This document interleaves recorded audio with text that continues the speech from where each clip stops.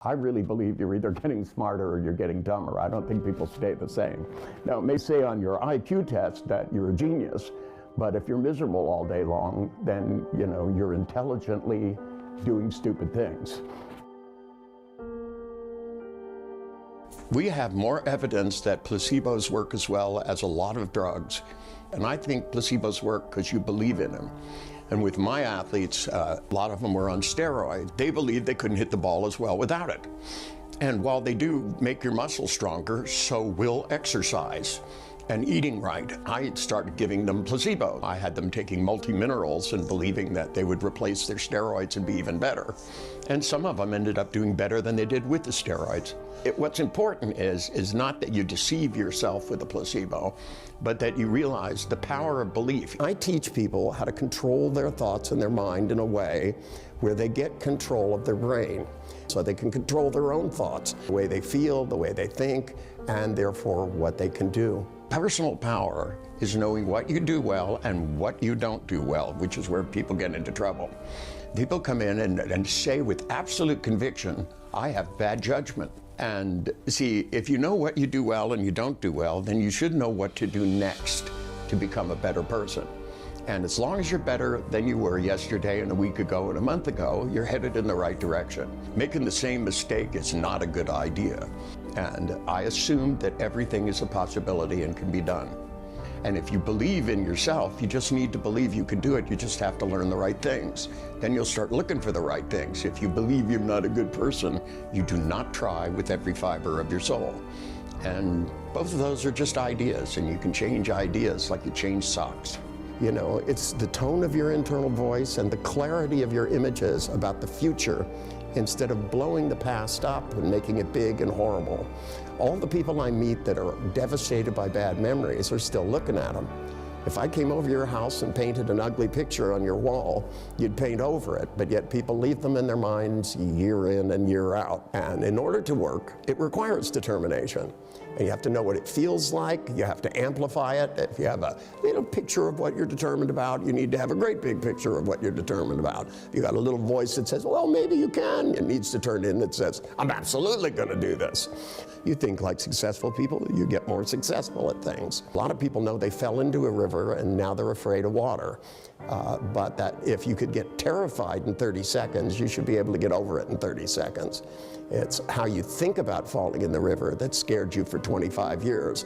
So you have to change the way you're thinking and then wade out into the water and put on a pair of fins and flap around for a while till you get comfortable. And it's not till you get determined. And what determination is where you make this, that you go, this is who I want to be, this is who I can be, and you do everything in your power to get there.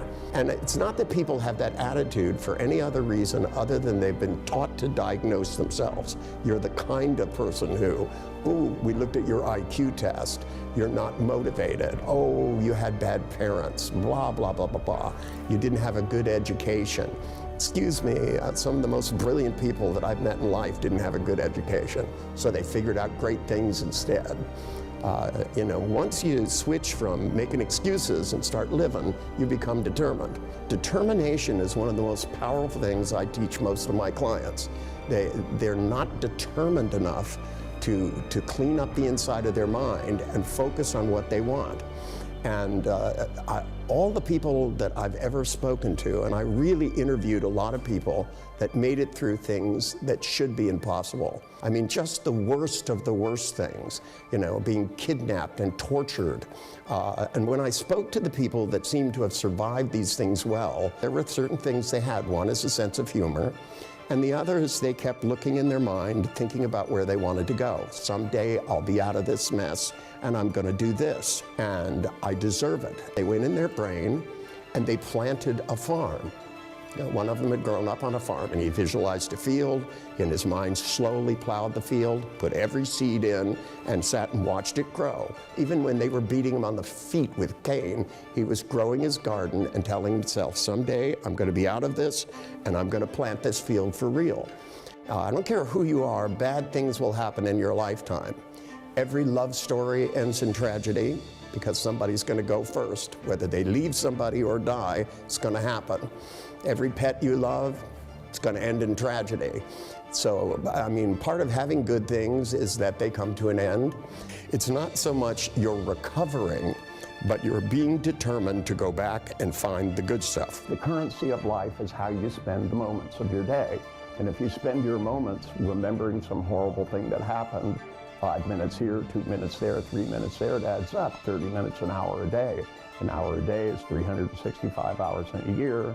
In 10 years, it's 3,600, and in 40 years, we're talking north of 10,000, 12,000 hours. You're planning to think about this bad memory. And wouldn't it be nice if you could get that time back, the time you spend repetitively thinking? Because if you get back more of these moments you're wasting, you'll, number one, have a lot more time, number two, feel a lot better, and become more of an optimistic, manifesting person on the planet. I really believe you're either getting smarter or you're getting dumber. I don't think people stay the same. Now, it may say on your IQ test that you're a genius, but if you're miserable all day long, then, you know, you're intelligently doing stupid things. It doesn't mean you're not wasting your time. We can all learn to think better. Most people have confused remembering with thinking. It has to do with their thinking that, you know, in the past I've never been able to do something, so therefore I won't be able to do it. So whenever they think about it, they have big pictures in their mind and voices and feelings moving in the same direction, when what thinking really is reversing all of those processes, putting up new big shiny pictures in their head and talking to themselves in a better voice and spinning their feelings in the opposite direction. Because remembering produces a state called hesitation, and thinking leads to action. And when you stop remembering what you can't do and start thinking you can do things, people always surprise themselves delightfully. See, problem solving is about thinking differently. When you come up against a problem and continue to think about it the same way, you're not really thinking, you're just remembering something you thought before. And if it didn't work before, it probably won't work now. Einstein's definition of insanity was trying the same thing and expecting a different result. So I try to teach people to think in a new way, so when they come up against a way of thinking that doesn't work, whether it's doing art, playing music, solving a business problem, relationship problems, if you don't change the way you think about it, you're going to get the same result. And if you keep getting the same result, you're just taking the moments of your life and throwing them on the floor, and instead of changing the way you think, because that will change the way you feel, and therefore changes what you can do. I don't think that people have difficulty planning. I think that they just plan the wrong things. People plan to not get anything done. They think, you know, they go, what should I do today? And they make a list of stuff, and they go, well, I'm probably just going to sit around and do nothing. And they sit around and do nothing excellently. And there's these pictures in their head they follow, and these they don't follow, and they need to reverse them. They need to become compelled. One of the things about successful people is that they're a little OCD about getting things done, and primarily because it feels good. You take somebody that doesn't clean up their closet, they open the closet and they look in and they go, gosh, I really should clean this mess up. And then they think, but, you know, I could do this, and I could do this, and I could do this, and next thing you know, they find themselves doing something else. It's because they don't really make it a plan. They don't make a commitment to themselves and to other people. Most people need a better, more precise plan in their mind to become more motivated. They need to start feeling better each thing they get done, rather than worse about how much they haven't. And a lot of it just has to do with where the pictures are in your head, how big they are, and what's in them. It's about conditioning yourself to make these things work towards you. When people feel hesitant, their feelings are going one way, and when they feel motivated, they're going the other way. Everybody who tells me they can't get motivated goes out and does other stuff, which means they can be motivated.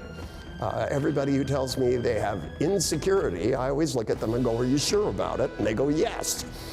So it's not true that they're not capable of certainty, they're just aiming it in the wrong direction. People who are not motivated are doing other things, and they need to push this stuff around in their mind so they start getting the stuff done that they want to do, so they feel good about themselves. When you reorganize your mind, you become more efficient and more adaptable as an organism. If you give yourself a purpose and a mission, and you keep realigning that mission so that you're adaptable to your environment, your family, your friends, your jobs, you become successful as a person and will feel great. I think you can be much more than you ever suspected.